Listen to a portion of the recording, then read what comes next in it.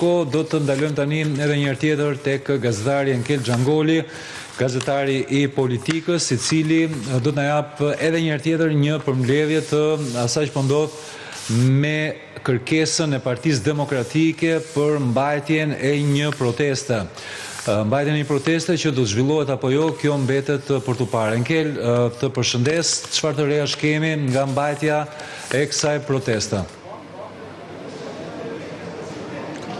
Në fakt duhet të thënë që deri më tani nuk ka një reagim të qartë nga Partia Demokratike, nëse do ta zhvillojë pikërisht në vendin që deklaroi në fillim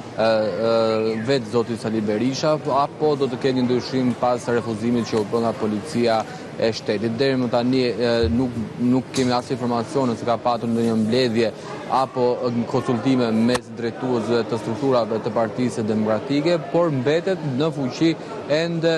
zhvillimi i protestës tek bulevardi Zogu i Parë, duke parë që edhe vetë zoti Sali Berisha, kryetari i Partisë Demokratike, tashmë ka postuar vendin dhe orën e protestës edhe në rrjetin social. Por do të kemi edhe konsultime gjatë ditës së sotme në brenda Partisë Demokratike për të vendosur nëse do t'i binden, le të themi deri diku, urdhrit e policisë së shtetit dhe të zbatojnë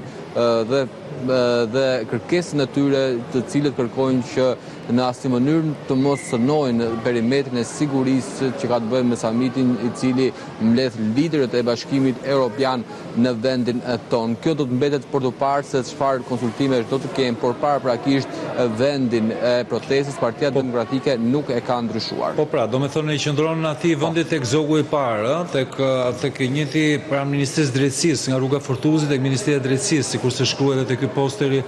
që ka postuar Berisha në Facebook. Duket që i qëndrohet pra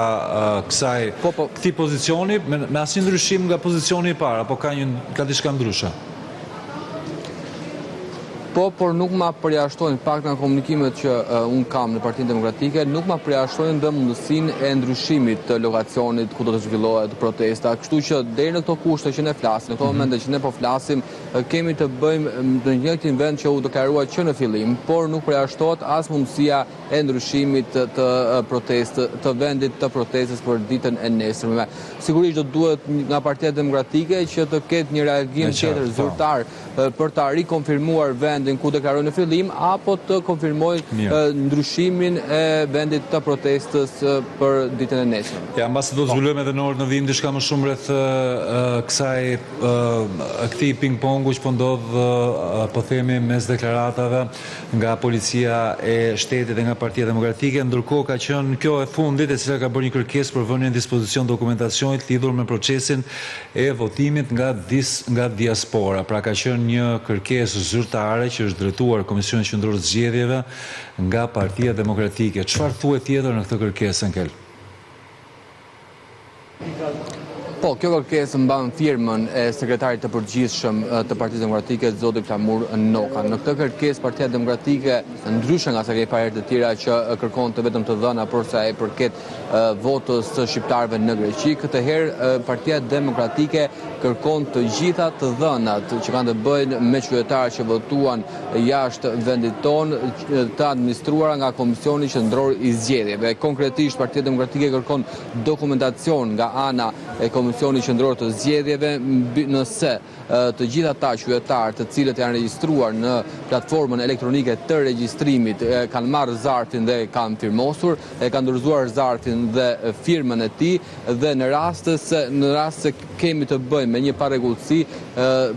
Partia Demokratike e pyet Komisionin Qendror të Zgjedhjeve ose më saktë kërkon dokumentacion se si është vepruar në raste të tilla. Po ashtu Partia Demokratike kërkon që edhe numrin e fletëve të diasporës, të cilat janë të pa përdorura, pasi sigurisht ka një përqindje fletësh që rrin gjithmonë në fondin rezervë, siç quhet, në rast se do ketë probleme me fletë të tjera, që të mos kemi vështirësi të paktën nga dorëzimi i fletëve të votimit, dhe për këtë arsye Komisioni Qendror i Zgjedhjeve prodhon disa fletë të tjera të cilat ruhen dhe qëndrojnë në fondin rezervë të fletëve të votimit. Për këto fletë, pikërisht për këto fletë, Partia Demokratike kërkon informacion nga ana e Komisionit Qendror të Zgjedhjeve se ku ndodhen aktualisht dhe se si është vepruar me to, pra se si janë ruajtur ato. Pra duke u lidhur këtë pyetje fakt ose këtë kërkesë. Çfarë dyshon Partia Demokratike mbi votën e diasporës. Vetëm për ta kujtuar se për çfarë dyshimesh ka Partia Demokratike, pra që dyshon Partia Demokratike deri më tani ka ngritur akuza të forta sidomos në shtetin grek se persona të pa identifikuar, të cilët në fakt është dorëzuar nga DHL-ja ose nuk është dorëzuar nga DHL-ja, kanë shkuar, janë paraqitur dhe kanë votuar në emër të qytetarëve të tjerë pa e firmosur atë, por në momentin që një qytetar nuk firmos marrjen e postës, nuk firmos dorëzimin e saj dhe nuk firmos qoftë edhe nga ana e postës që ishte nën-kontraktuar nga DHL-ja në Greqi, atëherë nuk mund të identifikohet numri i saktë i fletëve të votimit për një zonë të caktuar në Greqi në këtë rast, pasi Partia Demokratike pretendon se persona të caktuar kanë shkuar plan postës dhe kanë dorëzuar 10 flet ose sipas Partisë Demokratike edhe 100 flet një herë është votimi dhe për këtë zarfa më saktë. Dhe për këtë arsye kërkon shpjegim dhe informacion të saktë dhe konkret Partia Demokratike nga Komisioni Qendror i Zgjedhjeve. Ndërkohë kërkon edhe informacion për sa i përket sasisë së zarfave A dhe B të papërdorura dhe vendodhjen eksakte ku ato ndodhen. Pra, përveç fletëve të votimit, do të duhet të ketë një verifikim mbi zarfat, pasi një flet votimi nuk mund të udhëtojë jashtë vendit pa patur zarfat A dhe B. Dhe në rast se do të kemi një çedim, le të themi, të shifrave mes fletëve të votimit dhe këtyre zarfave, sigurisht që ngre dyshime për sa i përket pretendimeve që ka Partia Demokratike. Ndërkohë nga ana tjetër, Partia Demokratike kërkon dhe numrin e personave për të cilët adresat e deklaruara për tyre kanë rezultuara të pasakta. Pra, në rast se DHL-ja ka shkuar në një zonë të caktuar ku ka patur persona të cilët nuk kanë deklaruar adresë të saktë, por fleta e votimit ka qenë e destinuar për ta. Por nëse DHL-ja deklaron në Komisionin Qendror të Zgjedhjeve që nuk është personi i cili do të merrte atë fletë votimi nuk është gjetur, duhet që fleta e votimit të rikthehet e paprekur përsëri në Komisionin Qendror të Zgjedhjeve. Por Partia Demokratike pretendon se në raste kur persona të caktuar nuk janë gjetur në banesën e tyre, përsëri sipas Partisë Demokratike ka patur votim dhe nuk ka patur as firmë dhe ngre dyshime që kanë qenë persona të tjerë që kanë votuar në emër të tyre. Pra, këto janë dyshimet e Partisë Demokratike, por gjithashtu Partia Demokratike kërkon një proces verbal apo një kopje të gjithë dokumentacionit që ka në marrëdhënie DHL-ja me Komisionin Qendror të Zgjedhjeve për të gjitha zarfat e administruara, të gjithë rrugtimin që ka përshkruar ky zarf, mënyrën se si është kontaktuar qytetari, mënyrën se si e ka kthyer qytetari zarfin dhe për ta përmbledhur të gjithën këtë dhe mënyrën se si po i ruan Komisioni Qendror i Zgjedhjeve zarfat që janë kthyer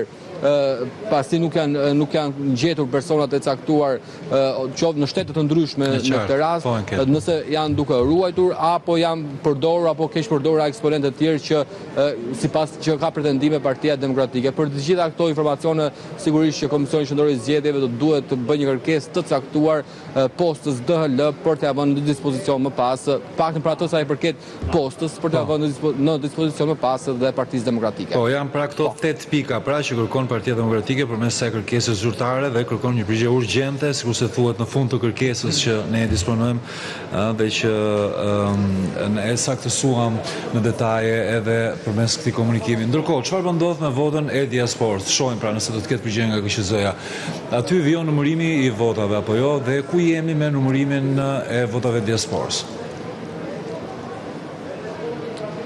Po, vijon procesi numërimit këtu në Parkun Olimpik i votës së diasporës,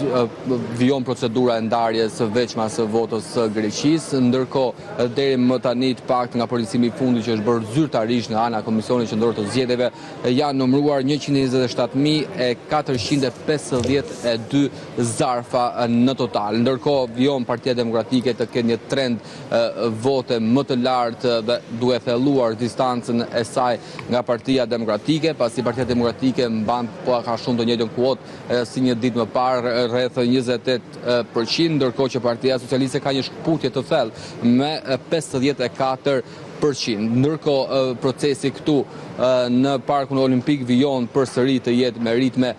të ngadalta për arsye që ne tashmë kemi shpjeguar disa herë për sa i përket procedurës që duhet të përdorin numëruesit për nxjerrjen e fletës së votimit, pra nxjerrja e zarfit A nga zarfi B, pastaj nxjerrjen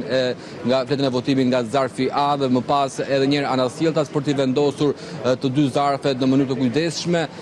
për të ruajtur në një kuti dhe në kuti të ndryshme, në fakt për të ruajtur ato si materiale zgjedhore. Pasi siç e pam ne në rast kontestimi dhe konkretisht ne përmendëm më sipër në rast kërkese që do të kenë subjekte politike siç bëri Partia Demokratike mbi materiale zgjedhore, po këtë rast ishte mbi mënyrën e udhëtimit të votës së diasporës. Në rast se do të kemi kontestime për sa i përket procesit të numërimit të votave, sigurisht të zarfa janë të rëndësishme për tu marrë parasysh, pasi në bazë të numrit të zarfave është edhe numri i fletëve të votimit. Por deri më tani procesi i numërimit ka vijuar pa ndërprerje, ndonse me ritme të ngadalta. Po. Mirë, Enkel, dakord për gjitha detajet e mëtejshme, do të lidhemi në vijim. Faleminderit.